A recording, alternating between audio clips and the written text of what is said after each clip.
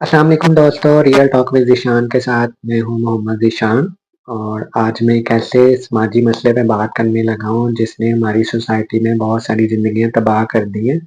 और अगर हमने इस पे काबू ना पाया या इस पे काम ना किया तो ये आने वाले वक्तों में और लाखों बच्चों की ज़िंदगियाँ तबाह कर सकता है। किसी की माँ नहीं मानती और कहीं पे किसी के बाप की ज़िद आड़े आ जाती है। और इस सब का बुरा असर किस पे पड़ता है? मासूम बच्चों पे। जी हाँ, लड़का-लड़की राज़ी हैं, दोनों के ख़ानदान भी ठीक है, तरबियत भी ठीक है, तालीम याफ़्ता हैं, घर-बार भी सारा कुछ ठीक है और वो आपस में शादी करना चाहते हैं। एक जायज़ और हलाल तरीके से अपनी नई ज़िंदगी शुरू करना चाहते हैं। लेकिन कहीं पे किसी की माँ की ज़िद आड़े आ रही है, कहीं पे किसी के बाप की नाक का मसला है या मैं बाप ने कह दिया मैं ना मानूँ और ये सारी चीज़ें अफ़ेक्ट करती हैं हमारे बच्चों पे। वो बच्चे जो कि हमारा मुस्तकबिल हैं। वो बच्चे जिनको हमने अपने अल्लाह से दुआएँ माँग-माँग के हासिल किया कि या अल्लाह हमें नेक और अच्छी औलाद दे। और जब वो औलाद आ जाती है तो फिर हमें उनकी खुशियों को मलहूज़ ख़ातिर रखना चाहिए, हमें उनकी आने वाली ज़िंदगी को बेहतर करना चाहिए या फिर अपनी ज़िद्दें और अपनी अनाएँ लेके बैठे रहें।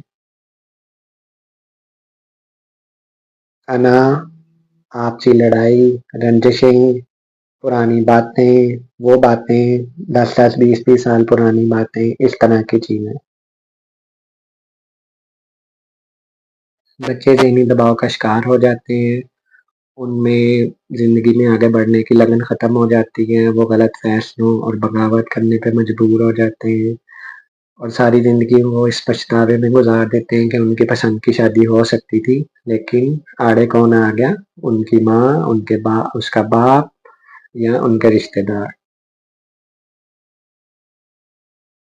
औलाद अल्लाह ताला की नेमत होती है, तो हमें उनकी खुशियों का ध्यान रखना चाहिए, ना कि अपनी अना और ज़िद को बीच में ला के उन लोगों की ज़िंदगियाँ तबाह कर देनी चाहिए।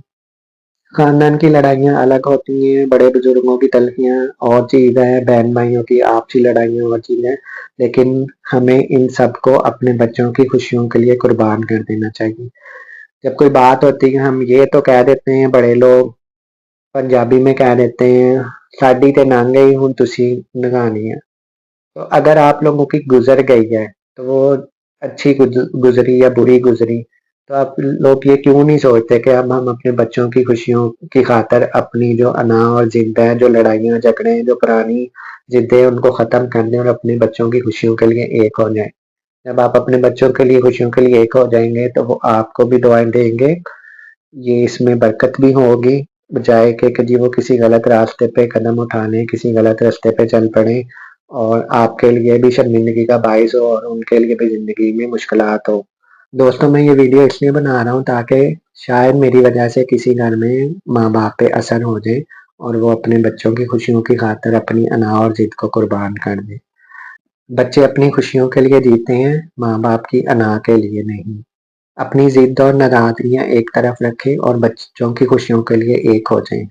ज़िंदगी एक बार मिलती है, इसको अपनी अनाओं की भीख ना चढ़ाएँ। अल्लाह हाफ़िज़।